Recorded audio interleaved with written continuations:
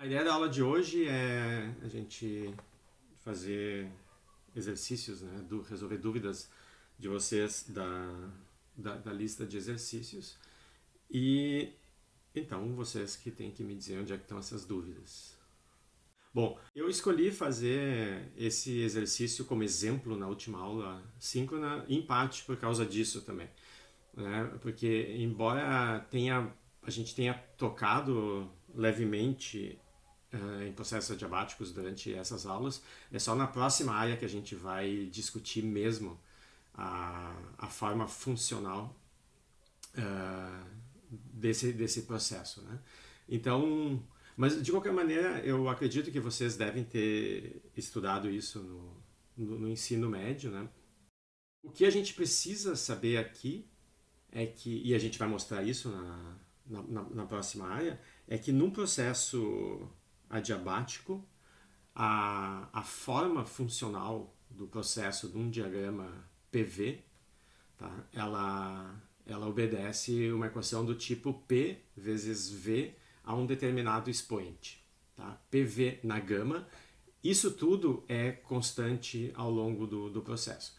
Se vocês pegam, por exemplo, um processo isotérmico, temperatura constante, se a gente sabe, e também isso é uma coisa que a gente vai estudar em detalhe na próxima área, que PV igual a nRT, se T é constante, então PV é constante. Então, se o processo for isotérmico, isso aqui é uma constante. Então, a função P do volume no processo isotérmico vai ser essa constante dividido pelo volume, o que num gráfico vai ser uma função do tipo 1 sobre x e vai ter uma determinada curvatura. Quando a gente vai para o pro processo adiabático, o que vale agora, e de novo, isso aqui é algo que a gente vai mostrar e discutir bastante na próxima área, não é mais PV, que é uma constante, mas é um PV num certo número igual a constante. E esse número aqui é maior do que 1 e depende um pouco do tipo de gás que a gente tem. Se o gás é monatômico, diatômico, paratômico. Tudo isso a gente vai discutir lá para a secundária. A única coisa que é útil para resolver esse item, o item B, né, da questão 22, é que se eu for fazer o gráfico dessa função, né, essa função vai ser uma constante dividida pelo volume num número que é diferente de zero aqui, né? Então depende de fato aqui do volume. E é um número positivo, então esse volume está no denominador. Se ele fosse negativo, de fato aquele V poderia estar lá em cima. E essa função ela vai ter que nem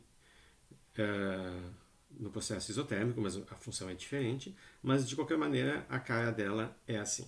A única coisa que a gente precisa saber aqui é que num processo adiabático, qualquer processo adiabático, né, desses onde as paredes são adiabáticas, onde não tem transferência de calor, para um gás ideal, que é sempre o que a gente vai considerar aqui, a função ela nunca pode ser uma reta. Tá? Então a gente já pode descartar de cara que esse processo linear aqui na figura do problema 22 possa descrever um processo adiabático, porque é uma reta. Tá? Essa é a única informação que a gente precisa. Porque a gente não discutiu isso, eu resolvi fazer ele de exemplo na aula passada. Tá? E a gente discutiu lá, então, como é que a gente compatibiliza essas duas coisas. O fato da forma do processo, o fato dele não ser linear, que exclui ele ser adiabático, como é que a gente compatibiliza isso com o resultado do item A, que o QAB é zero. Tá? Então, a gente sabe que num processo adiabático o calor trocado é nulo. Tá? E aqui a gente tem um processo que dá calor nulo. Né? O QAB, vocês devem ter calculado, senão foi feito um exemplo que já está no YouTube lá da aula passada, ele é zero. Mas então, ele é adiabático, afinal o calor deu zero. Bom, o fato do calor ter dado zero não significa que o processo é adiabático. O contrário é verdade. Se o processo é adiabático, o calor é zero. Mas eu posso ter um processo, e é exatamente o caso desse aqui, onde pode, na metade do processo, entrar uma certa quantidade de calor, e na outra metade sair exatamente essa mesma quantidade. Assim, o calor total líquido é zero. Mas em todos os pedaços desse processo, as paredes permitiam a passagem de calor. Na metade entrava, na outra metade saía. O calor líquido é zero, mas o processo não é adiabático, porque ao longo de todo o processo existe troca de calor. E a nossa definição, né, o processo adiabático é aquele onde não tem troca de calor. Então, por isso, tá? Mesmo que vocês não tivessem essa informação do PV na gama, vocês conseguiriam responder o item B fazendo o item C. Né? O item C pede para repetir a mesma coisa que foi feita no item A, mas quebrando essa reta em duas metades. Né? Uma que vai do V0 até 1.5 V0 e a outra que vai do 1.5 V0 até 2 V0. Tá? Então, de novo, são duas retas, vocês têm os pontos inicial e final, vocês podem repetir o problema. E aí vocês vão achar que o calor na primeira metade, né, na primeira reta, compensa o calor da segunda metade. E aí vocês entendem o porquê dá zero no item A e porquê não é adiabático no item B. Ou seja, embora sabendo a forma do PV na gama, né, já pudesse dar a resposta imediata para vocês no item B, né?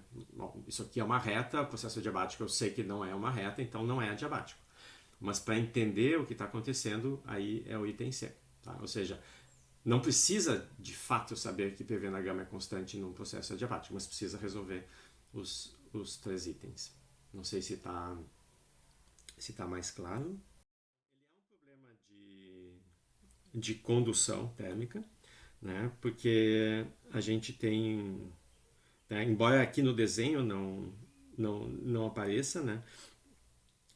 Ali no enunciado ele diz, bom, que uma certa quantidade de calor passa aqui pelo sistema A, então significa que tem um reservatório aqui e um reservatório térmico aqui, ou dois objetos pelo menos, né? Da onde sai o calor, passa pelo sistema e depois de novo sai ali pelo final. Então, o que o enunciado está me dizendo é que passa uma certa quantidade Q de calor, né, em 1 minuto. E agora ele quer saber se essa mesma quantidade de calor for atravessar o sistema B, né, quanto tempo vai levar. Então, o que a gente já pode ver intuitivamente é que esse tempo tem que ser menor. Né? Porque quando eu tenho dois condutores em série, que nem os do item A ali, o calor ele primeiro precisa passar pelo segmento 1 ali, para depois chegar no 2 e passar. Né? Eu não tenho como passar tudo ao mesmo tempo. Mas passar tudo ao mesmo tempo é exatamente o que acontece quando esses condutores estão em paralelo. Né? Eu posso ir passando, vai passar calor aqui pela parte de cima, ao mesmo tempo que passa calor pela parte de baixo. Então esse processo vai ser mais rápido no item B, então vai levar menos do que 1 minuto. Então essa é a primeira indicação que a gente tem. Intuitivamente, o processo vai levar menos do que 1 minuto. A questão agora é saber como é que a gente calcula isso. Bom, na aula a gente discutiu em detalhe o que acontece quando a gente tem dois condutores em série. Né? Então, logo depois que a gente obteve a equação para o caso simples, né? Só um condutor, né? Aquela equação que me dizia que a taxa de transferência ela depende da condutância, né? Que é o kappa que está na figura, da área, da diferença de temperatura. Né? Daí a gente generalizou para uma situação, se vocês olharem nas notas de aula, estão lá, né? A gente generalizou para uma situação onde eu tinha dois condutores, um depois do outro. Matheus, não, eu na verdade esqueci de gravar pelo mconf, mas em princípio eu estou gravando aqui, né? Eu espero que funcione, tá? Se não, bom, mas eu vou botar a gravar a partir de agora, de qualquer maneira, então, obrigado. Tá? Então, lá nas notas, vocês vão notar que primeiro a gente generalizou para um sistema de dois condutores, um como da figura A, e depois a gente generalizou para N desses condutores. Tá? Então, o que a gente vai precisar aqui é daquela equação para dois condutores, né? Que era algo assim. Então, aqui eu tenho Q dividido pelo ΔT. Então, aqui seria uma versão... Então, ao invés de escrever a derivada, como isso aqui já é sobre um tempo macroscópico, eu escrevo a quantidade total de calor, que é esse Q que o problema me dá, dividido pelo ΔT, que é esse 1 minuto que o problema me dá. Tá? E lá, nas notas de aula, a gente tinha visto que isso aqui era, nesse caso que os comprimentos são iguais, era A sobre L, o ΔT, e depois tinha então a condutividade efetiva do sistema, quando os condutores são colocados em série, tá? A gente acha um resultado que é ao contrário das resistências, né? Então isso aqui era 1 K1 mais 1 K2. Poderia ser L1 sobre K1 mais L2 sobre K2, mas como o L1 e o L2 são iguais, né, ele saiu e ficou em evidência aqui. Tá? Bom, isso aqui é o caso conhecido. Então, dessa equação aqui, vocês escrevem uma expressão para o quê? O que... Vocês têm algumas coisas que vocês não sabem. Então, se vocês não sabem quanto é que é ΔT, fica ΔT, porque ele vai desaparecer em algum momento. O que vocês sabem nessa equação? Por exemplo, para resolver o item A, vocês sabem que os dois capas são iguais. Então, vocês botam K1 igual a K2, ou K2 igual a K1, tanto faz. E aí fica só um deles. Tá bem?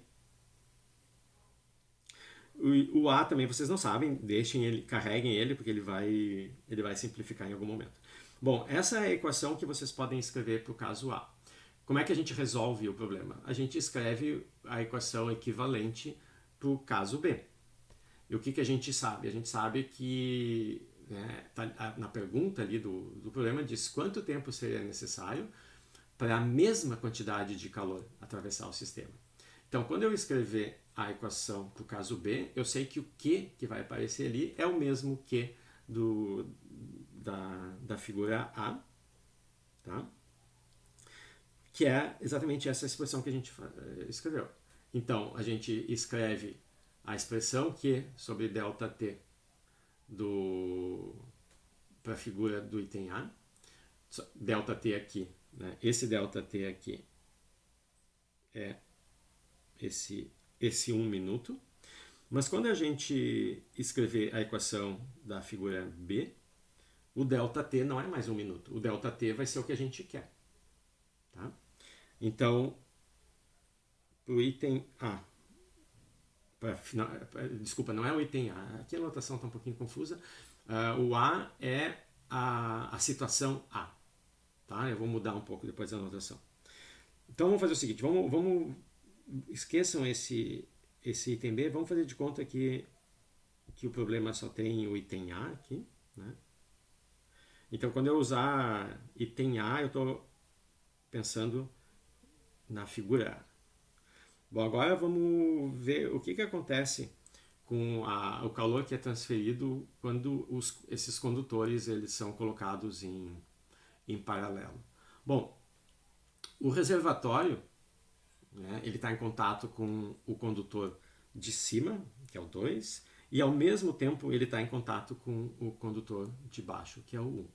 Como são reservatórios, né, o calor que entra pelo 2 não vai influenciar o calor que entra pelo 1. Né?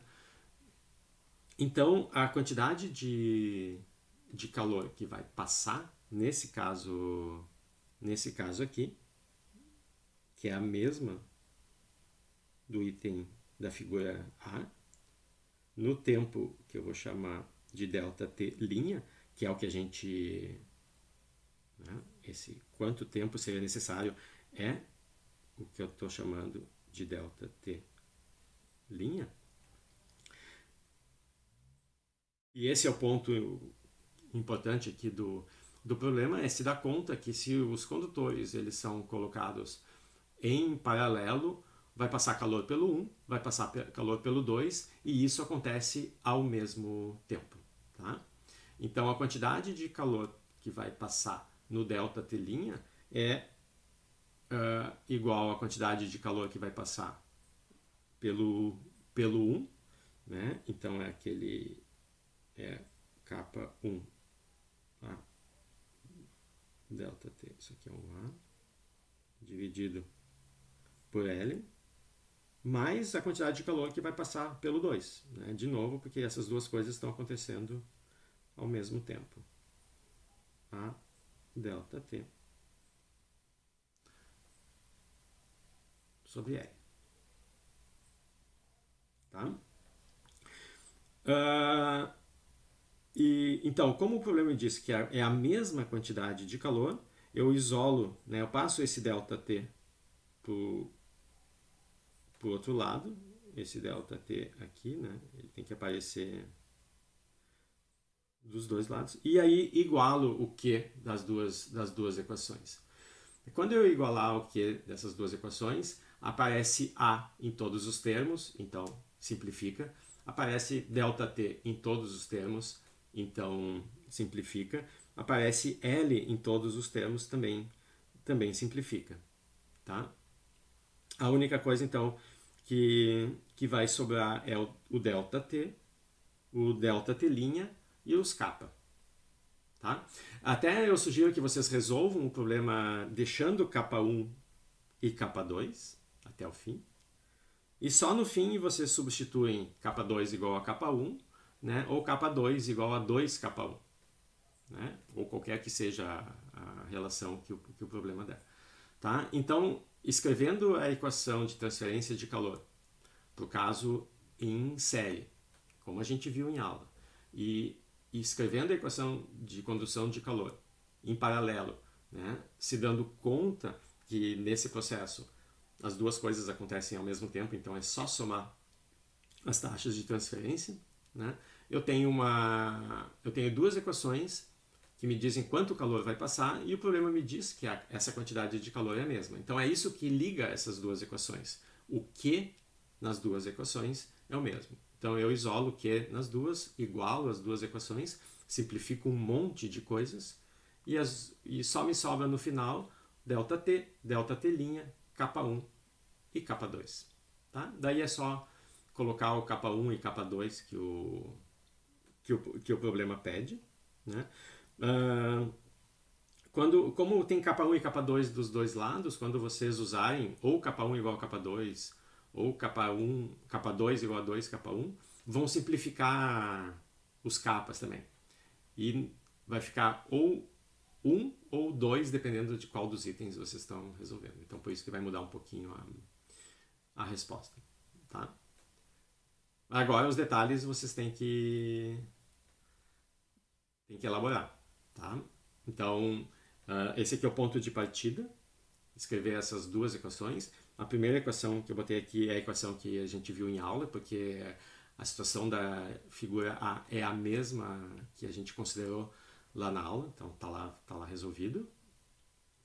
E a situação do item B, essa aqui não tá discutido lá, mas ela é bem mais simples e, né, porque como o processo de condução acontece de forma independente em cada uma das barras, esse caso aqui é o caso, é 2 vezes o caso que a gente estudou lá de uma barra. A única diferença é que o kappa é diferente nas duas, tá? Isolar Q e substituir. Então agora vocês, né, elaboram o resto do problema e, se ficar dúvida, coloca lá no fórum, né, me explica onde é que é o... Não adianta me dizer, não consegui... Vocês podem me dizer, não consegui começar, né? Que é o caso aqui. Daí a gente discute como é que se começa. Mas se vocês me dizem, eu tentei resolver e não deu certo, né? Para eu efetivamente ajudar vocês, o melhor é eu saber o que vocês tentaram fazer, né? Onde é que vocês trancaram, né? Então, se vocês botarem uma imagem da resolução ou me explicarem, olha, tentei fazer assim, assim, não deu certo. Aí a gente discute em cima.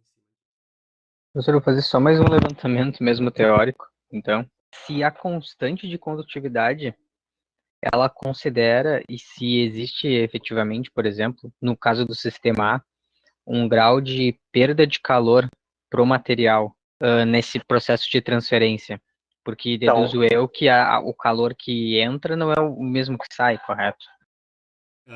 Poderia ser, tá? Mas lembra que a gente discutiu isso na aula. A gente só está considerando o tal regime estacionário.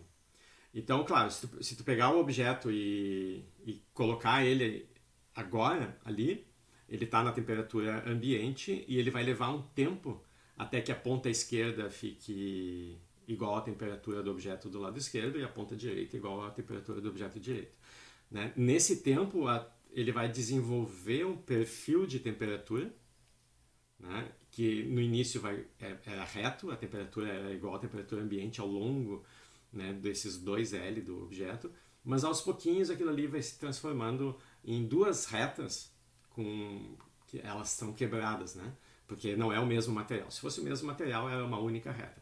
Como o material é diferente, a inclinação da reta, a gente viu em aula, depende dessa condutividade, vão ser duas retas que vão estar conectadas, né, no meio, e nas pontas elas vão encaixar com T1 e T2. Mas depois que o sistema atingiu esse regime estacionário, aí a quantidade de calor que entra é igual à quantidade de calor que sai, né, num certo intervalo de tempo. Ou seja, a corrente de calor ela agora passa a ser constante em qualquer parte do material que eu fizer isso. Porque se não acontecesse isso, que é exatamente o que tu falou, se sair menos do que entrou, é porque o material está absorvendo esse calor e está mudando a sua temperatura ali. Mas a gente está supondo que ele já fez isso. Tá? Então, mesmo que os problemas não digam explicitamente que a gente está no regime estacionário, em todos os problemas a gente assume. A gente só está estudando o caso estacionário. O caso não estacionário, ele é bem complicado, né? Teria que escrever uma equação diferencial parcial, que depende da posição e depende do tempo, né? E aí teria que estabelecer as condições de contorno, e essa equação é complicada de resolver. Não é a ideia aqui. Aqui a gente está estudando o caso mais simples. Outra coisa que a gente não diz, mas também está implícito, é que toda a condução ela é feita ao longo do objeto. A gente assume que ele está enrolado numa parede adiabática e ele não está perdendo calor pelos lados, né? Então, o calor que entra por uma ponta, ele vai ser conduzido ao longo do objeto e vai sair pela outra ponta. Ele não vai perder pelas laterais, né? Então, todos esses problemas eles têm que ser lidos no contexto da aula, né? Parte da contextualização é a aula, né? Então, as limitações da aula se aplicam para o problema, a menos que seja dito ao contrário, né? Que vai ser muito raro ter uma coisa diferente. Tá bem? Mas o teu raciocínio está correto no início do problema, né? Depois do regime estacionário, daí já não vale mais. Mais alguma pergunta? Mais alguma dúvida? Então tá, gente. Se vocês não têm mais dúvidas, eu fico monitorando o fórum e a gente resolve por lá. Então tá. Então bom dia para vocês, bons estudos, se preparem bem para a prova, tá?